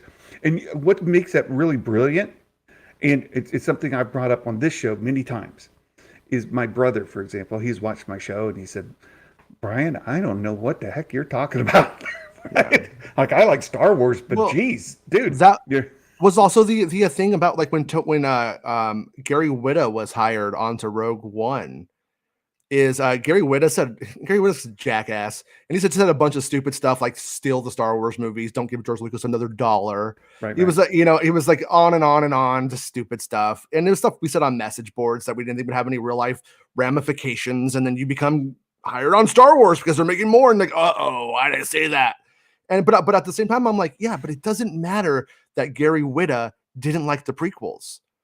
Because if anything, that means he's going to bring something that he sees as lacking to Star Wars. Yeah, When people don't like something, like objectively and critically, there's usually because they see the wasted potential in that thing from their angle. And them bringing that to Star Wars is good. That's why it doesn't really matter if they're a Star Wars fan. It matters that they are talented, and like we always say, human story. Can you right, tell a human story? right, And do you have the talent to tell the human story in right. this like industry medium? Yes. And And that's Rob has put that really, really well on your show as well. Like mhm. it is more about the human story than it is your fancy whatever, right? Yeah, yeah. And like Love your Dave intro, Filoni, but I don't right? know if Dave Filoni could. I don't know how far, like for instance, Dave Filoni can take the human story. When you just look at Well, what he's done, so at a this is the certain point, point, right? he can never do Andor, but he Well, can do Ahsoka. but this is the point, right? Yeah, So you get somebody who's a fantastic writer who maybe knows nothing about Star Wars, and when you're pitching the episode, you're pitching the story, and they're like, "Dude, what are you talking about? Like the what?" oh, And it's all the, about Bix. You're right. like, right? That's what I'm about. Hottest of the Star Wars chicks. Yeah, but when you need somebody in the room to say, "I don't know what you're talking about with the nerd talk. You've lost me. I Yeah, don't know what your show is about." Star You Trek need that person. has done that a lot over the years, where like you know what, I want to get into this, and you're just like, I don't know what's going on though, even in the narrative itself. Right, Like, right. and you're like, you know what, out. Yeah, so I have no problem if Dave Filoni is, and I go back to again, Acolyte looks like it's going to be great. She's got some folks in her room that don't Mhm. know Star Wars. I hope that Dave has the same. Like with Ahsoka, I truly hope that he has some non-Star Wars fans in that writing process. I know he wrote it. I know he's directing. I know he's a showrunner on it. But I really, really hope that he's got folks saying, dude, what are you talking about? Like this story doesn't make sense to me. In that they are good writers. That's the other thing, right? They have to be competent, really strong writers, so that they can give the feedback and say, "Oh, once Yeah. you explain it to me, I understand what you're going for. Let's write it this way." And it incorporates your story, it's still your story, telling what you want to tell, but in a way that that outer group that are, not part of the concentric rings can come in, So enjoy it, and move on with their lives. And you can continue to let the series grow over time. So does Star Wars have a Jedi problem? Well, if you stick to 1983 Star Wars, then yes, absolutely it does. Oh yeah, that's But that's just like a narrow vision of a thing that they was trying to wrap up in a moment, and then now here we are where it's endless. And yeah, if we've they got to could, let it grow. there's a lot of things they would redo and change if they could, I'm sure. Oh, But I'm sure. Yeah. but on the like the other side of that same kind of like idea, but it still plays into it, was when Trevorrow was doing his Star Wars script. A friend at Lucasfilm, very high up, was like they would just go like, this is my example, my go-to example on the story. What's something that's like the purgatory, heaven, hell kind of like concepts for Star Wars? And then they're like, oh, in the Clone Wars, we had this place called like Mortis, and then like where these fates kind of do this thing, and then we have Moribund, which is like the evil, like kind of Sith hell-ish kind of planet. That's but then there's Mustafar. That's where they were going with it. And so when those guys were writing their script for episode 9, they just literally did a word replace on the concept. Like they called it, they called it purgatory, and then now it's Mortis. And then yeah, replaced with Jakku. Yes, exactly. No, 100%. And that's what they did in that thing. And because like they were like a friend of mine was a little bit like, God, everybody's really praising that script because they're just seeing like the connections that it makes to other things, but they're like, it really wasn't there. It really is. And I'm like, I read 2 drafts of it, and you're like, yeah, you could see that's what this was doing. So it's not exactly like on the other side of it, just tell a human story and then you could skin it in Star Wars, which is kind of what they were kind of not telling a good human story, but that's basically like you can mess it up from the other angle too. It's not like exactly that simple is my point. Yeah. But those guys, for instance, are the ones that everyone on the online stuff would be like, oh, they really got it. No, they fooled you with Control F and word reviews. Control F. Yeah, so it's just interesting to me. Does it have a Jedi problem? And I've seen some other folks cover this, and I suspect we're going to see more after this comic book kind of makes the rounds. Some folks losing their minds. My good friend, a magic maker who co-hosts the show with me for about 2 years, he hates the idea of more Jedi being alive, right? Yeah. He hates it. And he and I have had discussion about it offline when we went to dinner together, things like that, right? Like, hates it. And so I get it, right? I do. But at the same time, I think we don't need to be so rigid. And it's one of the reasons I kind of hate the word canon. I get what you were going for. You want one consistent universe that feels like it's the same place as you're watching all the movies, as you're watching all the shows. It still feels like the same place, and it adheres to the same sort of timeline and things. I get that. Yeah. But when we get so locked into, the canon that it becomes scripture, then it does damage. And I've been there, my friends. I've been there. Like the prequels, one of the reasons that upset me is because of what it did to some of the things in the original trilogy. I hate that Luke asked Leia, "What do you remember of your mom, your real mom?" Yeah. And then you watch the prequels, and you're like, well, she died. You're like, okay, so I have to rework that out. And there's lots of things like that I have to rework out because of the prequels. So, and some of it I'm still not over. So I understand when people say I'm not really willing to accept this because, the last of the Jedi you'll be.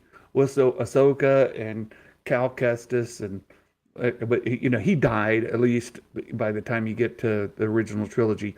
But if you end up with Ezra Bridger and Ahsoka and the list keeps growing, then I can understand the frustration with that, and I get it.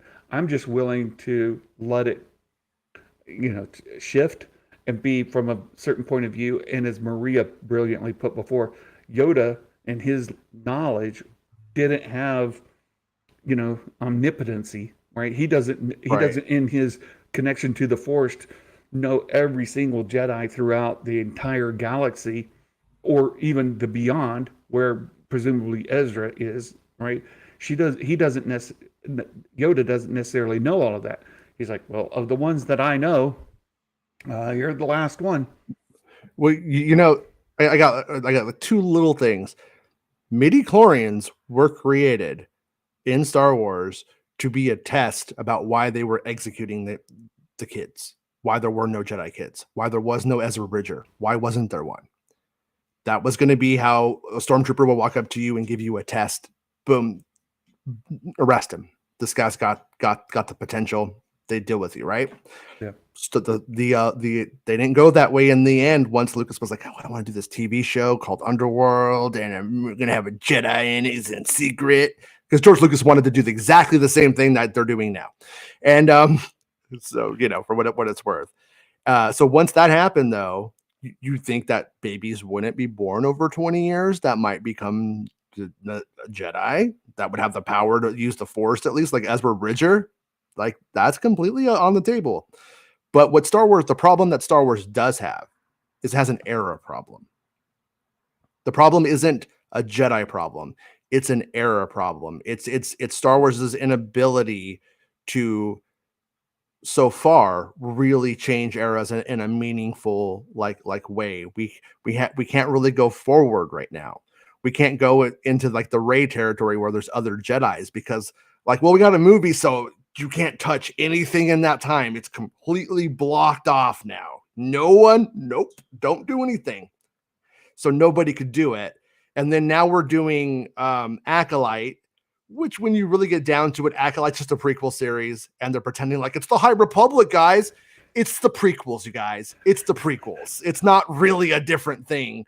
It's the same old. It's they're fighting the Trade Federation people at times. You know what I mean? It's like battle droids are there. Same. And so like we can't, and it's design is hard, so it's hard to go in and make like, oh, here's this completely other era, and it still feel like the thing that you love. But that's the real issue, is that we have this era where the Jedi are down for the count, and it's the best place to tell Star Wars for familiarity. That's the problem. That's the actual problem right there. Yeah, I saw Thor Skywalker did a video this week where he talked. He's so good, he doesn't even have to cite anybody. It's amazing. With such skill, finesse. Yeah, I understand your beef. I do. Yeah. But my channel's called Soar Skywalker. That's my name. Oh, yeah. No, you should absolutely. And Bespin and Jason are my friends, and I try my best to go back to the source, even when I picked like an Empire or. It is nice that you cite where you heard that from. I mean, try. that is like, wow. I really try. That's novel. That's but novel. Let me get to his point. So Thor was saying that people really loved, say, the Mandalorian, but most of them, or at least in his wheelhouse, right, hated, say, The Last Jedi or the sequels, right? So, like the new characters, they love the legacy characters. What is happening in the new content, they hate. So, be it Kenobi or Book of Boba Fett or Han, Luke, Leia, Chewie in the sequels, they really hate how they were treated. And had they reversed that, treated the legacy characters really well, but really done the new characters really poorly, it would be in much better standing, right? But it's hard to do that because the new characters don't have all these rules around them. They don't have the same, rails on the side. You could do a lot with them that aren't guided by all this other stuff, as you mentioned with the era problem. The idea that the core Mandalorian fan base cared about anything at all enough to use the word hate is heavy-handed to me. I don't think they're that deep. I think they're just like, oh wow, spaceman with the cute baby. Yeah, I'll watch that. I think that's like that simple. And I love Eckhart Slatter. I think he's one of the better channels out there. Actually, I saw Eckhart did a video this week. Look, Thor Skywalker is one of the first guys that I supported as a Patreon, and I joined his Discord community, and they treated me extremely well. And I was only one of about 2 or 3 people who loved the sequels, and they did not like beat me under a table for loving them. No, because you were paying them. No, well, no, Pay I me, mean, I'll tolerate your shit, but you're really bad take. But the folks in his Discord as well, right? Yeah. So, and that's where I met a I'm Magic kidding. Maker I'm and stuff kidding. like that. But Yeah. so it's a great group of folks, but we just disagree on things. So, and our channels are very, very, very different. And that's the same for a lot of the folks that we have done things with, be it EBN or Star Wars Theory. Oh, fuck those guys. Or Star Wars Theory is fine. I mean, the other guys. I'm just saying, there's a ton of folks that I've done things with before that maybe we don't see eye to eye on a lot of things. But if you can be a decent person, that makes a big difference. Yeah, EBN can't. That's why I said that. I try to, and Matt Risman's part of the EBN group, and Matt is a tremendous guy. He's a great member of our community. Of Jason's community. Matt's I like Matt. Yeah. So look, there are great people in this fandom who can see things very differently. So sure, yeah. So Maria, liking Eckhart's Ladder and liking Thor Skywalker, you're fine. You're allowed to do that. You're right. You're allowed to do that. Do people not like Eckhart's Ladder? Like I never heard some that. folks don't. Oh, Some really? folks don't. Whenever I watch his stuff, I always genuinely feel like that. Just sharing his like take. Yeah. So that's why I'm like, you know what I mean? It's like, and it doesn't seem insincere. I think that's what gets me in that sphere, the making insincere content. That's what I deeply dislike. Yeah. I understand. And there's a large group of those folks. Yeah. So, yeah, it's actually Risman-based network. I think he should don't say have that. Then I'm going to have problems with him. I think he should have. I think he should. There should be a coup, right? An overthrow of authority. No, it'd be. Look. I'm not here to throw shade or stones at anybody. I am. I know you got me in trouble before. Okay. I'm just getting started, buddy. You and Meg. I don't know. Hanging out with all you lefties. Oh yeah, a bunch of pinkos. I know. One of us, slowly returning you. I'm going to let folks go, but look, we had just on that topic, we had a nice union, anti-union kind of yesterday. It was fun. So, yeah. My thing was that's not fair, and it's going to have the opposite ramifications of what they want, because when you push too hard on the people, then they're going to just go the opposite way. Yeah. So that's where I'm like, don't think you're getting what you want. But let's see how it all plays out. Hey, folks, on our Patreon, Star Wars Santa Patreon, I have been covering some of the novels, and we did go all the way through the Darth Plagueis novel. Covered the entire thing, and hate covered it. There was a good bit of that. There was, but in the right now we're going through the Thrawn novel, 2017, and it is how Thrawn became a member of the Empire, and also Governor Price, Arenda Price, is featured quite well. And if you don't know who she is, she's involved in Rebels. You'll learn who Governor Price is, Governor of Lothal. Like a girl with the strong bang. I'm just saying. So we are a quarter of the way through that novel already. So I'm trying my best to get that covered so that we can get through the trilogy, or through a good portion of it, before Ahsoka is released in presumably August. And you might even have a couple of episodes till Thrawn shows up. We don't know for certain if they're going to be any intercutting early on. We might get mid-season before you see Thrawn, which I think is what people should prepare for. If you really would like to have more understanding of who Thrawn is, you've not read the Thrawn novels, then please come check out our Patreon. I have a 1 week free membership trial. So if you want to wait for Thrawn to get finished, get all the way through the book and then take your 1 week membership, you can do that. or if you want to start it now and then decide if you want to support this knucklehead who has such terrible takes on Star Wars, you could do that too. But we're covering it.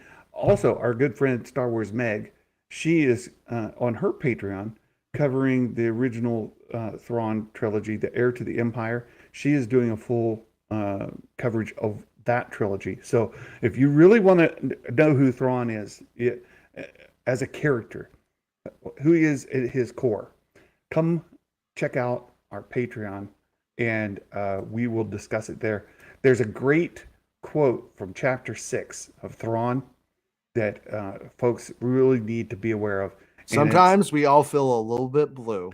He No? he fights evil and he defends the helpless. There's a great quote that's I gotta bring it up. If you can bear with me. Are you okay, Jason? Yeah. Okay. Let me bring up that quote because I want you all to Thrawn see this. 316. And thank you, Matt Risman. I want you guys to see this because it's absolutely a big part of who Thrawn is. When there are a lot of us out here saying, "Look, Thrawn is not a bad guy. He's not a bad guy," and people are like, "Wait, he is the bad guy. He's the big bad of the show." Dave Filoni said so. You're like, but he's a bad guy who isn't evil. If he is, but it's like when you're using imperialism as a means to an end, you've now committed evil. Well, when you're anti-democratic as a means to an end, you are evil. Let me share this with folks so that you can see. Chapter 6, right? Chapter 6 of Thrawn. There's a bunch going on here. And this guy, Eli Vanto, is asking Thrawn, what happened to you with the Chiss Ascendancy? What happened anyway? Did you let someone get through the Chiss lines? Thrawn says, no. I launched a strike of my own. The Chiss don't allow first strike. You have to be attacked before you can attack. But he launched a first strike. So Eli Vanto asks, who was it against? Thrawn says, evil. It was against evil. Nomadic pirates who preyed on defenseless worlds. From my point of view, the Jedi are evil. We've heard this before. I deemed it dishonorable to stand unmoving and not assist the helpless. So this is just one quote, one quote that speaks to his character. I like that though. I like that evil people doing evil that aren't like the Star Wars Satan like Palpatine think they're doing good when they're doing evil. Like you don't conceptualize, oh, this thing I'm going to do right now is evil. You don't see it that way. You see the bad thing that you do as this thing that's the means to an end. Well, and what's his motivation, right? What's Thrawn's motivation? Is it to seek power like Palpatine, right? Seek power so that he can exert that over others and he can be in control? Is it like Arenda Price, who is stepping on people so she can get ahead so nobody could step on her, right? Those are the kind of the character motivations. For Thrawn, he wants power so that he can help. He wants to help the helpless. He wants to defend the defenseless. He wants to combat evil. He is not after it for his own glorification or for his own benefit. At this point. But when we get to him post Return of the Jedi, what's he trying to do? Restore imperialism. For why? Right? And but once again, like that's always the thing with like the anti-hero concept. That's where I think fans get confused. The anti-hero is not actually ever a good idea in civilized society or for it or vigilantism. Batman, I love Batman. He's my favorite. But the actual ethical issues that are arisen from a thing like Batman in reality, Batman only works when like a Gotham is so corrupt that justice cannot be served. Then that's when our hearts say okay, right? But Thrawn's whole thing is I haven't read the book, so I'm speaking theoretically and ignorantly. Just knowing what I know about the Star Wars galaxy, though, it doesn't seem like he's on the right side of anything on with this stuff. Well, he he comes to the galaxy because there's a bigger threat, evil, right? These people who are overtaking worlds, killing people. This is the Grisk, correct? The Grisk, right? Yes. They are evil. They are overtaking people, killing people, taking over the world, stripping them bare. They're just doing terrible things, right? Okay, yeah. And he understands the power and might of the Grisk is greater than the Chiss ascendancy, right? And he is concerned. We are in trouble, and if we wait until these people come around to us, we will lose. It's the same. Yeah, it's the same kind of logic of X nation hasn't attacked us, but they might. So we should attack first. Yeah. And that's right. That's what got him in trouble. It's fear. Right? It's fear. So let's use. And what does fear lead to? Anger. Let's go back to what does anger lead to? When I was in the U.S. suffering. Army, right? When I was in the U.S. Army, it was the threat of the Soviet Union, the Soviet expanse, right? Yeah. So we had to fight against Soviet aggression. I was ready for Red Dawn, Santa. I was 4. I knew. I was ready. I'm like, I'm gonna be a Wolverine. So, and now you could make Putin the big bad guy, right? Because he is an aggressor, right? So if you're worried, he's an oligarch. If you're worried about Russia invading the next country, do you invade or do you fight Russia in Ukraine now? Because we would rather fight him in Ukraine Ahsoka, now. Obi-Wan, and we send them over, and then they train Saw Gerrera. And we didn't hands clean. But that's the point of it, right? Yes. So that's what Thrawn is saying. Like, I can't let this evil overtake us. And the strongest force that he could find that he needed to try to get some sort of leverage from was the Empire. The rebels are way too small. So that was his motivation, because there is an evil that will come. They will kill you. They will strip your planet bare. They will absolutely destroy, decimate everything. So we have to fight that, and that's his. Did you see what Maria wrote? Bruh, Ukraine's prez is basically Saw Gerrera. And it's like it's kind of gone that way, right?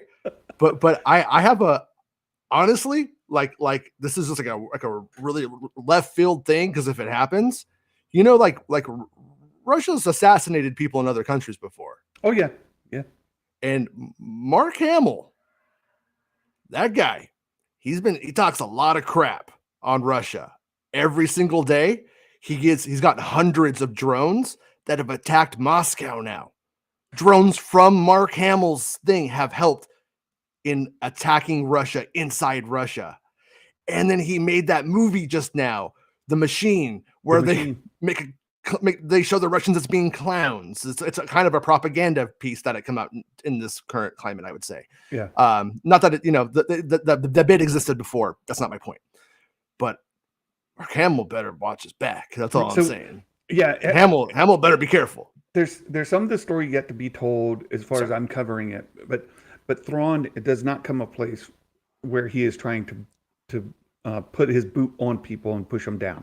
Okay. He's trying to defend the helpless, right? The defenseless. Help the helpless, defend the defenseless, to save lives.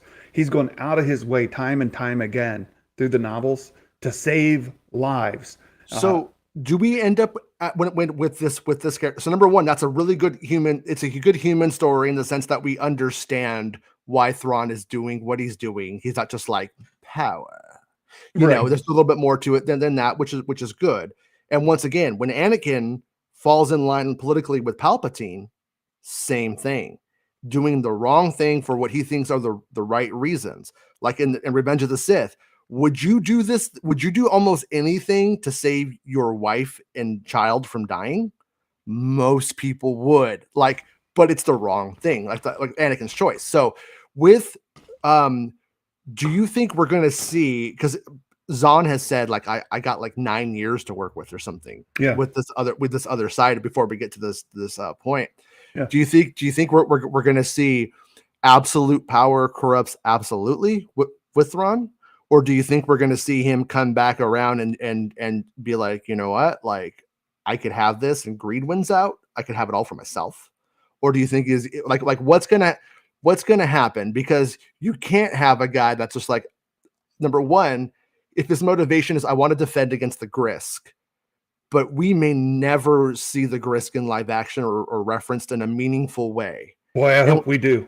Yeah, right. But if we don't, and that's not on the table, and that's like not a problem or not like a thing, then has there been any indications about how it's going to go? Because like the guy in Star Wars Rebels, for instance, the depiction, what we see in that show, there's no like, you're in the way of me doing good. You guys think there's no moment where Thrawn's like, you guys think you're doing the right thing. I'm doing the right thing. You're doing that's like that's what worries me. That's really what worries me, and I am really stressed out about it. Right, I am really stressed out about it because the second book in this trilogy, happens concurrently with that story in Rebels, and there's more reasoning behind what happens, and he actually is trying to save lives, and you get that part of it where he's trying to save lives, and he isn't the one that took lives of innocents; it was others. In that. And I don't want to get too much into that now, but it's just like he didn't do it. Right? Somebody else killed them, and he came in to try to save. So, and in the current novel, there's already, or in the second novel, there's already incursion of the Grisk into Republic space. They've already been sighted. They've already been invading certain areas. And so Batu is one. Black Spire Outpost on Batu is one of the places where the Grisk have been confirmed sighted in Republic space. So I'm really stressed out about what's going to happen. And Matt is on point, right? Let me throw you the bone though. Let me come at it from a different angle here. Shin and Balin. Those are like weirdo Jedi, right? Yeah. And he's working with them. So that does show a level of pragmatism that you wouldn't necessarily see in most of the Imperial stories. Now there might be more of a thing where they're just completely, crazy weirdos and they're evil. But it also, they might not be, and it might have something to do with, it might be an ideological crusade that he is on, and they may be on board. And if that's the case, though, that lines up with the guy that you're reading about. Yes. But on the other side, can you have an audience read like all these books and lore about what's up with the Grisk, and then he like defeats them in a Disney Plus show like on the side? I almost feel like that's the interesting part. This goes exactly where I keep hoping. So this is my hope. And I've said this before. You said, Brian, you're dumb. It's not going to happen. I mean, no. You're living in a false universe. I get it. But what I hope is in Ahsoka, Skeleton Crew, and in Mando 4, we see Thrawn coming back to strengthen the Empire, to help stand it back up after Palpatine has been killed. And there's the First Order's rising up. I hope we get him coming back, and he is the threat. But that the end of that storyline culminates with a Grisk invasion. Then we go to a movie where there's a Grisk invasion to the Empire, and the people who haven't watched the shows or anything, you can definitely tell there's a huge, huge threat to the galaxy. And the threat is being combated by the good guys. They don't even have to put Thrawn in the commercials for it. Right? He can just be a part of the story that those of us who have followed along are aware of. But I hope beyond all hope that the movie that culminates the entire thing are the Grisk invading the Republic space, and that we get Thrawn, Ahsoka, Skeleton Crew, all of these wrap up in that, and we explain where Thrawn went, because they're going to defeat the Grisk in the movie. That's how movies go, right? Yeah. You defeat the Grisk, and he goes back to Chiss space to let his people know the threat has been vanquished. Mm-hmm. That makes Santa happy. Yeah, my take on it, I think how they will have to reconcile. Let's pretend nothing does line up. Yeah. I think it's going to have to come into almost like you know how you have that like narrative where revenge was everything, and then Yeah. revenge is met. It is accomplished. Yeah. Now, what are you? Who are you? And what do you do with yourself? And what have you become? That might be a way of dealing with that too. Something like that, where it will become a revenge story for Thrawn against the Grisk, as they will do bad things, and then he will get it. He will win, but then now he's got this little empire of his own. And is he going to lay down power now that he has what he has, or what does he do with it? Where does he go? That might be the reconciliation. That might how they reconcile it. I'm okay with where you're going on it to some degree. If the Grisk get their butts handed to them in the New Republic era, and they said, "Fine, we're going to get this guy, this Thrawn guy. We recognize him. He's one of these blue dudes that are from unknown regions. We're going to go out there and we're going to take his people out as revenge." So he has to go back to warn his people and to fight them again. So I'd be okay with that. But that's not what you're saying. Yeah. If I were a bad guy in the Star Wars universe and like I had like 100 years to live, I'd probably go and spend like 100 years just like making battle droids, just bajillions of them.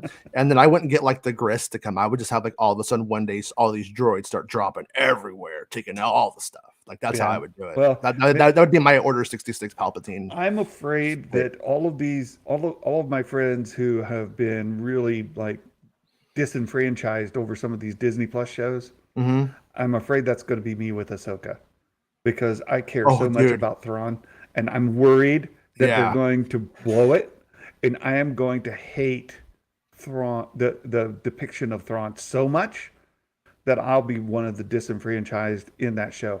I'm afraid of that because I have so many friends who are there with like Kenobi, for example, right? They just like, I'm out. I can't take it no more. I'm afraid that's going to be me, and I hope not. Well, the Ahsoka series, the stuff that's going around about how it's the next greatest thing that's ever happened, that is just setting everybody up to be hugely disappointed. Like, it sounds great, it sounds compelling. I heard it's well made for the most part. Yep. I haven't heard, you know what I mean, and stuff like that. But like, somebody whose opinion I usually agree with, about quality and stuff, said it's going to. They're like, it's going to be a Disney Plus show still.